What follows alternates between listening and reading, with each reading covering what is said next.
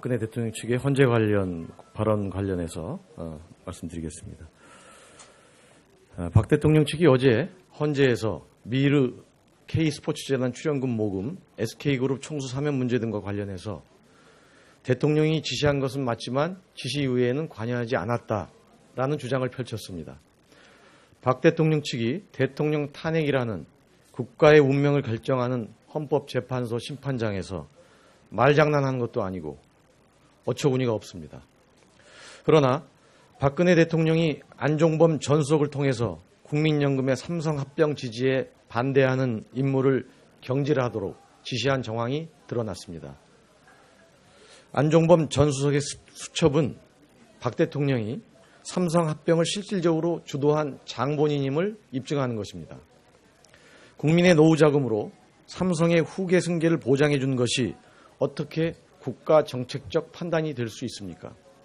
정말 나쁜 사람들입니다. 박근혜 대통령은 더 이상 국민을 우롱해서는 안 될 것입니다. 박 대통령은 이번만큼은 토달지 말고 특검의 대면 조사에 반드시 응해야 할 것입니다. 반기문 총장의 박연차 리스트 관련 브리핑입니다. 박연차 전 태광실업 회장이 돈을 건넨 정관계 인사들을 정리한 이른바 박연차 리스트에 반기문 전 총장의 이름이 올라 있었던 것으로 확인됐습니다. 한 언론사의 취재에 따르면 복수의 전현직 검찰 관계자는 박연차 리스트에 반기문 전 총장의 이름이 적혀 있는 것은 부인할 수 없는 팩트다라고 증언했다고 합니다.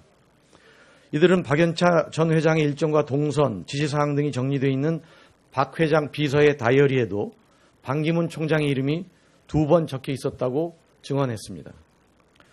이제는 박연차 리스트에 이름이 올라 검찰의 수사 대상에 있었던 사실이 드러난 만큼 반기문 전 총장은 더 이상 모른다, 이해할 수 없다는 말로 대충 얼버무릴 수는 없을 것입니다. 반기문 전 총장은 만약 사실이 아니라면 해당 언론사를 명예훼손으로 고소해서 당시 대검 중수부에 제출된 박연차 리스트를 공개하여 국민 앞에 진위 여부를 밝혀야 할 것입니다. 현직 대통령이 제3자 뇌물죄 혐의로 탄핵된 마당에 유력한 대권 주자라는 분이 또다시 금품 수수 의혹에 휩싸였습니다. 국민들이 넌더리를 낼 일입니다. 반기문 전 총장은 다른 의혹에 앞서서 우선 박연차 리스트 의혹부터 구체적이고 진솔하게 해명하기 바랍니다. 김기춘 전 비서실장과 조윤선 문체부 장관의 구속영장 청구 관련입니다. 김기춘 전 청와대 비서실장과 조윤선 문체부 장관에 대한 구속영장 청구 결정이 임박했습니다. 특히 어제는 언론 보도를 통해 김기춘 전 실장이 2014년 세월호 참사를 기록한 영화 다이빙벨의 상영 이후 부산국제영화제 예산을 전액 삭감하라는 지시를 내렸다는 사실이 추가로 알려졌습니다. 대한민국 대표 영화제인 부산국제영화제마저 블랙리스트에 올려서 문화예술 1인들을 탄압하려 했던 행위가 아닐 수 없습니다. 예산 삭감과 이례적인 감사원 감사 등 일련의 문화계 탄압 과정에 이들이 어떻게 개입했는지 철저한 조사가 필요합니다. 오로지 권력자 박정희, 박근혜에게만 충성해온 권력 기술자 김기춘의 민낯을 국민 앞에 낱낱이 드러내야 합니다.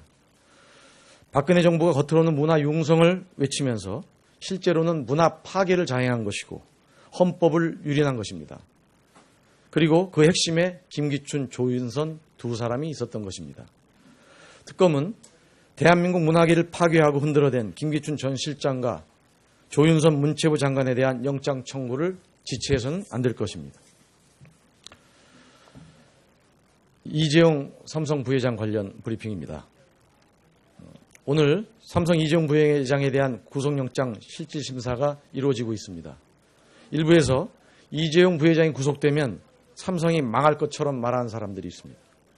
재벌 총수가 구속돼서 기업이 망했으면 대한민국의 재벌 대기업은 지금 없을 것입니다. 한 일간지는 미국의 부패방지법 리스크를 거론했습니다. 그래서 국민의 노후 자금을 자신들의 사익을 위해서 축낸 삼성의 죄를 용서해 주자는 것인지 묻고 싶습니다.